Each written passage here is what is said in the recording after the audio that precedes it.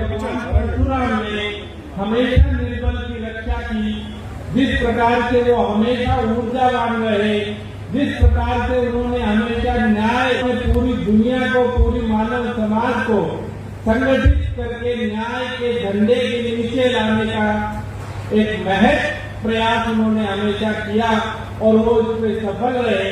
यदि हमारा यही संकल्प हो तो हम माल्यार्पण करने में सक्षम हो सकते हैं, हम उनको नमस्कार करने में, प्रणाम करने में तभी हमें लाभ हो सकता है और तभी हम उनके दिखाए हुए रास्ते पर चल सकते हैं।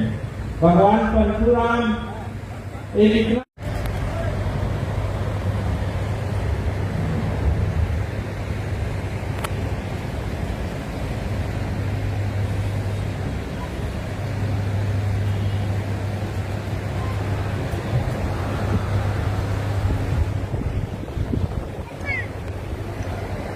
हम सभी अपना आसन ग्रहण कर सकते हैं। मैं भगवान परशुराम जी के घोष लगाऊंगा सबसे। भगवान परशुराम की, भगवान परशुराम की, भगवान परशुराम की। मंच पर विराजमान आज की अध्यक्षता कर रहे भाई हीरालाल जी, सभा के प्रधान श्री दयानंद जी, मैं दयानंद जी से भी अनुरोध करूंगा कि वो मंच पर आए।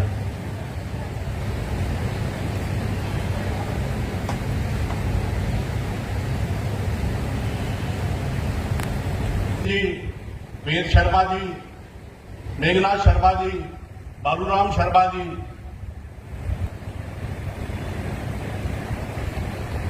ब्राह्मण सभा के आस्था रखने वाले बंधुओं, सर्वप्रथम तो मैं भगवान परशुराम के जन्म दिवस पर आप सभी को दिल की गहराइयों से बधाई देता हूं। सरसावासियों को बधाई देता हूं, प्रदेशवासियों को, देशवासियों को बधाई देता हूं और आशा करता हूं कि भगवान परशुराम जी के आदर्शों पर चलते हुए आतताइयों को मिटाने में, भ्रष्टाचारियों को खत्म करने में और जो लोग समाज को बदलना चाहते हैं, खराब करना चाहते हैं समाज को, उनसे बचकर नए समाज का, अच्छे समाज का निर्माण करने का काम करें, ऐसा मेरा मानना है। बंधुओं, मैंने पंडित जगदीश्वर शास्त्री जी, पंडित रमेश शालिहार जी, सीताराम भारद्वाज जी, सीताराम जी बंसी वटवाले जी और शहर के पंडित श्रीराम जी, आर्य समाज वाले, ऐसे लोगों के चरणों में बैठ के मैंने धर्मशाला का निर्माण करने का कार्य किया। ऐसे लोग जो अपना 100% समय जो है उन 3 सालों में ब्राह्मण सभा के लिए उन्होंने 3 साल पूरा, चाहे रात की ठंड थी, 10 बजे तक घूमते जब चंदा इकट्ठा करने के लिए,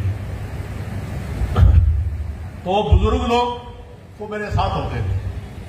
महावीर बहड़ जी थे, मिश्रा जी थे, महावीर मिश्र जी, ऐसे लोग जो चलने में भी सक्षम नहीं थे, बनारसी दास जी, मैं विशेष तौर पर पंडित बनारसी दास जी, पंडित राम प्रताप शर्मा जी,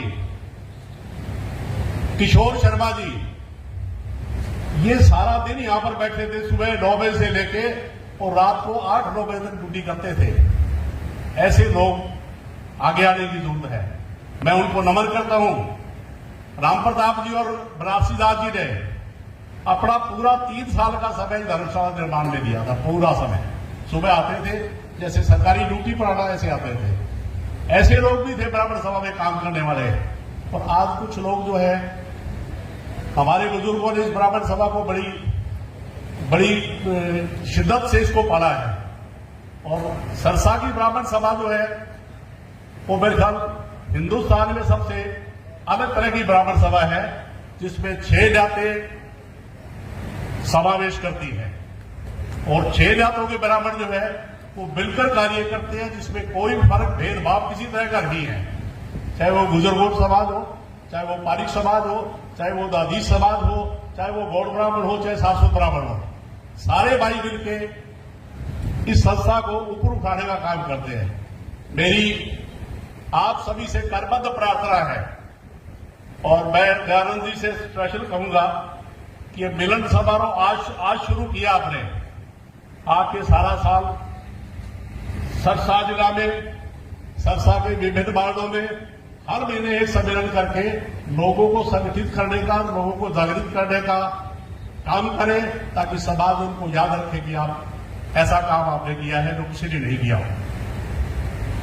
समाज में और संस्था में वही लोग आगे आए जो काम कर सकता हो, समय दे सकता हो और पूरा निष्ठापूर्वक ईमानदारी से काम करके इसका आयोजन कर सकता है, सारे समाज को एकत्रित करने का।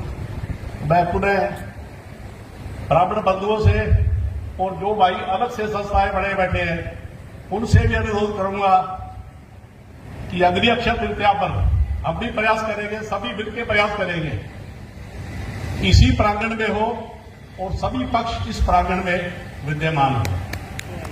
ऐसा समय देखा है मैंने, सारे मंच पर शहर के प्रतिष्ठित ब्राह्मण समाज के लोग जो थे, कोई भेदभाव नहीं था, सारे के सारे मंच पर विराजमान थे। एक भी ब्राह्मण समाज का व्यक्ति उस 3 साल के टेन्योर में किसी ने कोई नाराजगिरी दिखाई और भरपूर समर्थन दिया।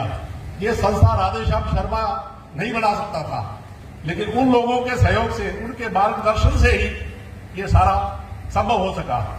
और डॉक्टर अजय सिंह चौटाला और ओम प्रकाश चौटाला की विशेष कृपा रही है। ब्राह्मण सभा के लोग हम जगदीश चंद्र शास्त्री जी के नेतृत्व में चौटाला साहब से मिले कि हमें ब्राह्मण समाज के लिए धर्मशाला की जगह चाहिए। उन्होंने वहीं बैठे अमित झा होते थे डिप्टी कमिश्नर, उसको बोला कि पंडित जी जहां कहते वहां जगह दे दे इनको। तो वो सक पका गया, वो कहता ब्राह्मण है, ब्राह्मणों की धर्मशाला देनी है, कभी तू जल्दबाजी में दे दे, तेरी बात उल्टी ना पड़ जाए। दोबारा फिर हम ब्राह्मण समाज के लोग कोठी पर जाके चौटाला उससे मिले, तो फिर उसको कहा अरे तेरे को बोला था ना जगह ले दे, अगर नहीं है तो खरीद के लेके दे दे इनको जगह। इतनी बात उन्होंने कही। और जब ये चर्चा अजय सिंह चौटाला के पास आई, कहता कहा जगह बताओ, मैं पत्थर रख देता हूं। मैं कोई पेपर नहीं, कोई एप्लीकेशन नहीं, कोई दरखास्त नहीं, कोई लेना नहीं, कोई देना नहीं, जगह पर आके यहां उद्घाटन कर दिया, पत्थर रख दिया, हमने धर्मशाला का निर्माण करा दिया।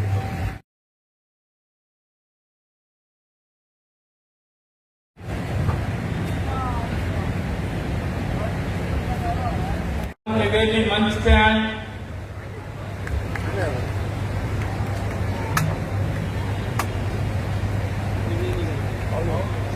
एंजिल गाइड एक संस्था है, उनकी डॉक्टर शेफाली शर्मा, ज्योतिष के क्षेत्र में डॉक्टर मैडम का बहुत अच्छा योगदान है।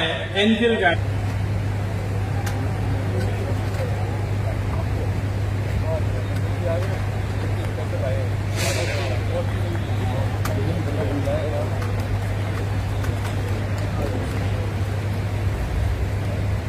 संत गुरु रविदास परशुराम की, बोलो भगवान परशुराम की। आज भगवान परशुराम महोत्सव है, तो आप ध्यान से सुने।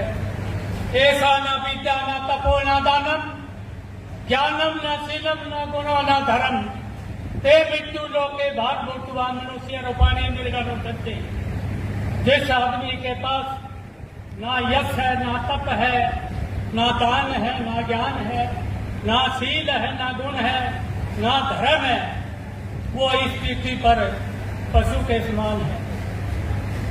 आज मैं अभी एकजुट होने की बात यहाँ करता, कुछ और होनी थी, आज एक ही बात चल रही है, एकजुट हो गए, चले एकजुट हो।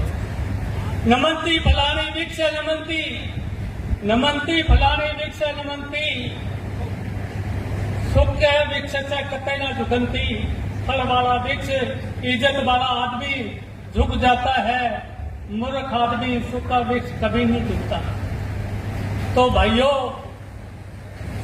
बातें तो और बहुत है, लेकिन ऐसी बात हमारे समाज में नहीं होनी चाहिए। हम तो बुद्धिजीव हैं।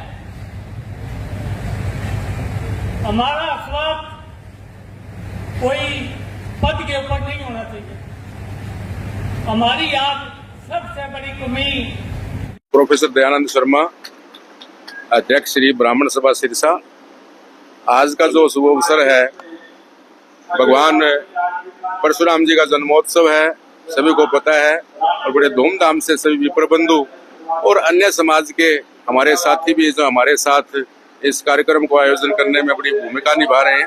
और मुझे बड़ी खुशी है कि आज के इस कार्यक्रम में हमारे सभी विप्र बंधु एकमत होते हुए धर्मशाला के अंदर पहुंचे हैं, और महिला शक्ति भी काफी संख्या में पहुंची है। और आज का जो कार्यक्रम था, इसमें एक अनूठी छाप ये है कि हमारे जो सिरसा जिला के सभी जो ब्राह्मण बंधुओं बड़े खुश हैं, और आज का कार्यक्रम जो बहुत ही सफल रहा। मैं सारे सिरसा जिलों को, अपने बंधुओं को, ब्राह्मण बंधुओं को, सभी समाज के सर्व समाज को ये आज के दिन की बहुत बहुत बधाई देता हूँ कि जिस प्रकार भगवान परशुराम जी अन्याय के विरुद्ध लड़े, उसी प्रकार हमारे भारतवासी भी अन्याय के विरुद्ध और सच्चाई के साथ खड़ा होने का प्रयास करें। जय भगवान परशुराम।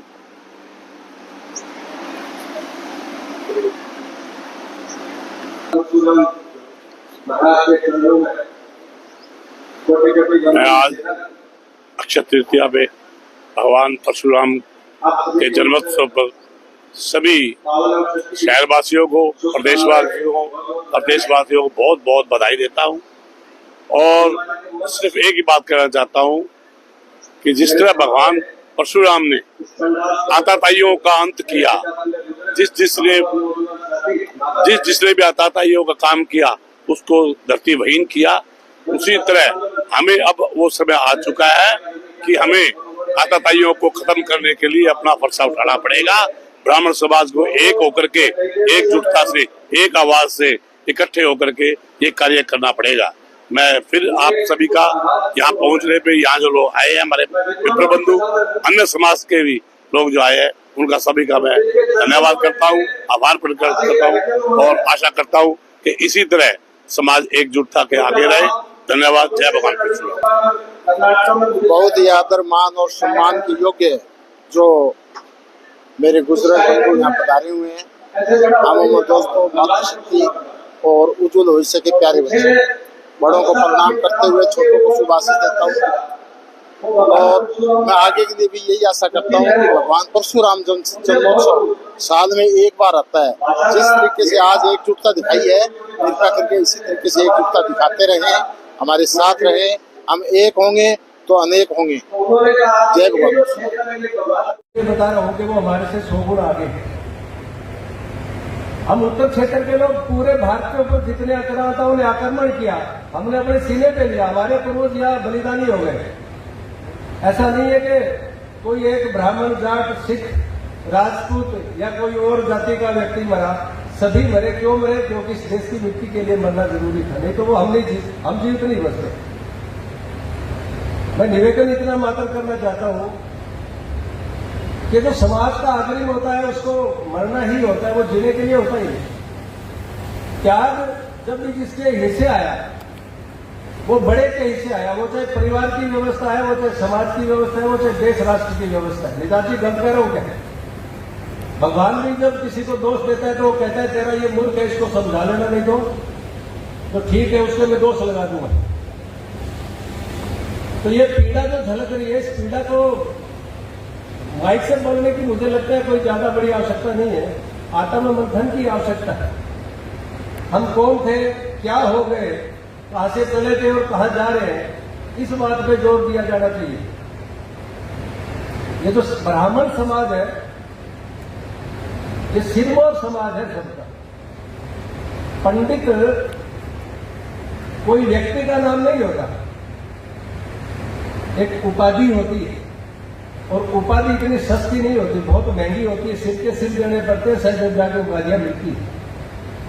और ये किसी व्यक्ति विशेष को नहीं दिया, एक समाज ने अपने ही भाई को दिया, जिसको सबसे आगे बढ़ाया। अब वो जो आगे बैठा है, उसको बड़ा चिंतन और मंथन करके आगे बढ़ना पड़ेगा। मेरे जैसा बेवकूफ इस समाज में पैदा हो गया और वो अपनी बुद्धि और विवेक से व्याख्या करने लग गया, तो बड़े बड़े को चिंतन करना पड़ेगा कि ये इसका दृष्टि भ्रम ही नहीं है, इसका बुद्धि भ्रम भी, इसकी बुद्धि और विवेक कहा जा रही है, इसको रोक के सही रास्ते पे लाना पड़ेगा। भगवान परशुराम जी के जन्मोत्सव की हार्दिक बधाई हो। सभी ब्राह्मण बंधुओं को मेरा नमस्कार। जैसा कि सभी को पता है कि हम इकट्ठे होते हैं साल में एक दिन, बुरा मत मानना, मैं बहुत बात जो कहने जा रहा हूँ वो बहुत दम रखने वाली है। सारा चक्कर जो फेरी का है, फेसबुक पे चलती है, वोट पे चलती है, फेरी का मेरा नाम होना चाहिए। उस फेरी को छोड़ोगे उस दिन अपने आप नाम हो जाएगा। मैं फेम को छोड़ के चला, रक्षा फेम को छोड़ के चले, प्रदर्शन हजारों हैं। फेम को जिस दिन छोड़ दोगे अपने आप नाम हो जाएगा। ये फेसबुक, सोशल मीडिया, यूट्यूब जो चल रही है ना, ये अपने जो शिक्षक शिक्षा देता है उससे ज्यादा लगती है अपने को भी शिक्षा दे रही है। यूट्यूब, फेसबुक, सोशल मीडिया नहीं दे रही, शिक्षा वही देती है तो शिक्षक शिक्षा देता है। तो मेरा आपसे निवेदन है, मैं जो बात कहना चाह रहा था कि एक ही बात है कि अपनी जो फेम की आदत है वो छोड़ दो कि ये मैंने किया, ये किसने किया, समाज ने किया, समाज के लिए किया, समाज के लिए करते रहेंगे। इस धारणा को सम्मिलित होकर अपने आप में शास्त्र में वो कहते हैं, शास्त्र में इसकी सुभाष जी बाय वाले जी की बात कर रहे थे, तो हमारी आंटी जी है तो बाएं में लगती है, दाएं में लगती है, लेकिन सुभाष जी की बात हमेशा सर्वोपरि रहती है। भारतीय समाज में पुष्प प्रधान देश है, लेकिन सुभाष जी कई बात करी है, वो हमारी आंटी ने मानी है, गले की पड़ोस की लुगाइयों को कही है कि बात चल रहा है। क्या प्रोग्राम है कि ब्राह्मण भगवान परशुराम की। सभी का नाम तो नहीं लूंगी क्योंकि बहुत समय का अभाव बता दिया पहले ही मुझे। तो आदर व सम्मान के योग आज हमारे आतिथ्यगण यहाँ पे पधारे सभी सम्मानित जन, मेरे समक्ष बैठे सर्व समाज से आए हुए सभी सम्मानित जन को आज इस अक्षय तृतीया के पावन पर्व की और भगवान परशुराम के जन्मोत्सव की बहुत बहुत बधाई और शुभकामनाएं देना चाहूंगी कि आप सब यहाँ पे भगवान परशुराम जी का आशीर्वाद लेने यहाँ पे पधारे। जो शांत है वो राम है और क्रोधित हुए तो भगवान परशुराम है।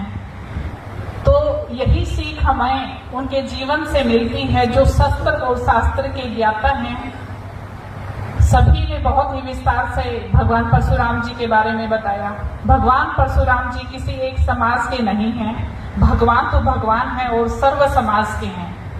और हम बात करते हैं, कोई कहता है हम ब्राह्मण हैं, कोई कहता है हम जाट हैं, हम यादव हैं, हम क्षत्रिय हैं, लेकिन हम सब हिंदू हैं। यही हम सबको आज के इस कार्यक्रम से सीख लेके जानी है। हाल ही में आपने पहलगाम वाली जो घटना है, सभी को उसके बारे में बहुत अच्छे से जानकारी है। सबने देखा कि वहां पे किसी से ये नहीं पूछा गया था कि आपकी क्या जाति है, आप जाट हैं, आप ब्राह्मण हैं। वहां सिर्फ आप यही पूछा था कि आपका धर्म क्या है। तो हमने सबसे पहले एकजुटता यही दिखानी है कि हम हिंदू हैं और हमने हमारे समाज को एक हिंदुत्व की जो अलग जो जगानी है। हमारे आने वाली पीढ़ियों में हमें वो संस्कार, हमें वो परंपराएं, हमारी जो है, जो हमारे राष्ट्र के प्रति हमारी भावना है, हमारे आने वाली पीढ़ियों को सिखाना बहुत जरूरी है। बटोगे तो कटोगे, ये सभी आप भली बातें जानती हैं। और मैं आज के दिन यही आप सभी से एक आग्रह करना चाहूंगी कि एक हो जाइए, क्योंकि मन को बहुत पीड़ा होती है जब अलग अलग हम बटे हुए हैं। तो अगले वाली जो भगवान परशुराम की जयंती है, मैं चाहती हूँ कि ये जो पंडाल है हमारा, यहाँ पे जो कुर्सियां हैं वो कम पड़ जाएं। जैसे पिछली बार का जो कार्यक्रम का बहुत अच्छा था प्रोग्राम, तो देखो हर किसी